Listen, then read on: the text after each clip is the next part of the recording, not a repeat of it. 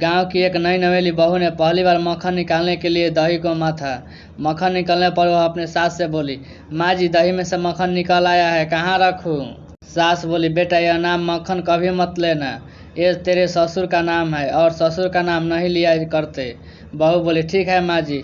अगले दिन मक्खन निकल आया तो बहू ने पूछी, माँ जी दही में से ससुर जी निकल आया, कहाँ रखूं? सास बेहोश हो गई।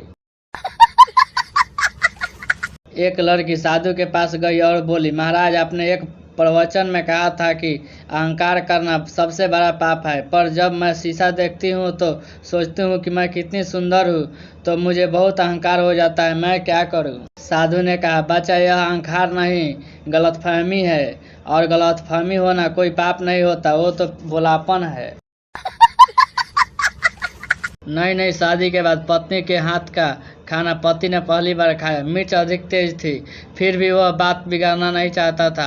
पति बोला, खाना बहुत अच्छा बना है। पत्नी बोली, लेकिन आप रो क्यों रहे हैं? पति बोला, खुशी के कारण। पत्नी बोली, और दूं? पति बोला, नहीं, मैं ज्यादा खुशी बर्दाश्त नहीं कर पाऊंगा। एक नवविवाहित जोड़ा बर्तन की दुकान में झगड़ा कर रहा था। पत्नी बोली, ये वाला स्टील का गिलास लो। पति बोला, नहीं, जरा और बड़ा गिलास लेंगे। दुकानदार बोला, साहब जी महिला दिवस भले ही चला गया है, लेकिन मैडम जो कह रही है वही गिलास ले लीजिए ना। पति बोला, अरे भैया तुम्हें बेचने की पड़ी है, लेकिन इस छोटे से गिलास में मेरा हाथ घुसेगा नहीं, मैं इसे मांजूंगा कैसे? दुकानदार बोला, अब बस कर पगले, रुलाएगा क्या? शांता बोला, डॉक्टर साहब बुखार आ रही है। डॉक्टर बोला, मैं दवाई लिख देता हूँ। शांता बोला, डॉक्टर साहब कड़वी दवा मत लिखना। डॉक्टर ने घूर कर देखा और फिर दवाई लिखने लगा। शांता फिर बोला, डॉक्टर साहब कड़वी दवा मत लिखना। डॉक्टर को गुस्सा आया और बोला, तो क्या साले 1 किलो जलेबी लिख दूं? एक बार एक बादशाह ने खुशी में सभी कैदी को रिहा कर दिया। उन कैदियों में एक बादशाह ने बहुत ही बुजुर्ग कैदी को देखा। बादशाह बोला, तुम कब से कैद हो? बुजुर्ग बोला, आपके अब्बा के दौर से। यह सुनकर बादशाह के आंखों में आंसू आ गए और कहा, इसको दोबारा कैद में डाल दो, अब्बा की निशानी है। सुहाग रात को दूल्हा दुल्हन की आंख पर किस करते हुए बोला, आंखें मोहब्बत की किताब होती है। दुल्हन बोली, तुम किताबों में उलझे रहना, नीचे लाइब्रेरी में आग लगी हुई है। मालिक ने नौकर से कहा, मच्छर मार दो, बहुत हो गए हैं। नौकर आलस में पड़ा रहा। थोड़ी देर बाद भी मच्छर गुनगुना रहे थे। मालिक ने फिर नौकर से कहा, मच्छर मारे नहीं क्या? नौकर ने मालिक से कहा, मच्छर तो कब के मार दिए, ये तो उनकी विधवाओं की रोने की आवाजें हैं। कंडक्टर बोला, बहन जी इन तीनों बच्चों की उम्र कितनी है? औरत बोली, 2 साल, 2.5 साल, 3 साल। कंडक्टर बोला, उम्र भले कम बताओ, पर अंतर तो 9 महीने का रखो। औरत बोली, हरामखोर, इसमें 2.5 साल वाला मेरा भतीजा है। डॉक्टर, ये कैसे चोट लगी है आपको?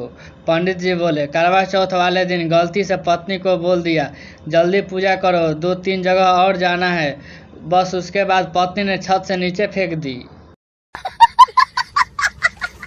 एक रात एक चोर पप्पू के घर घुस गया। पिस्तौल दिखाकर बोला, बताओ सोना कहाँ है? पप्पू बोला, अबे उल्लू के पट्टे, इतनी सी बात के लिए पिस्तौल दिखाने की क्या जरूरत थी? पूरा घर खाली पड़ा है, जहाँ मर्जी सो जा। जज बोला, इस उम्र में लड़की छेड़ते हो, माफ करने लायक नहीं हो। 80 साल का बूढ़ा बोला, साहब मेरे भी तो सुनिए। जज बोला, कोई 20-22 साल के लड़के नहीं हो जो माफ कर दिया जाए। बूढ़ा बोला, साहब ये 60 साल पुराना केस है, तारीख पर तारीख की वजह है, जिसको छेड़ा था वो भी पोते के साथ आई है। गांव में आधार कार्ड बन रहा था। कंप्यूटर ऑपरेटर ने एक महिला से पूछा, तुम्हारे घर वाले का क्या नाम है? ये कलम भरना है। महिला बोली, हमारे यहाँ घर वाले का नाम नहीं लिया जाता। ऑपरेटर बोला, कुछ हिंट दे दो, मैं भर देता हूँ। महिला बोली, 3 गंजी प्लस 3 गंजी।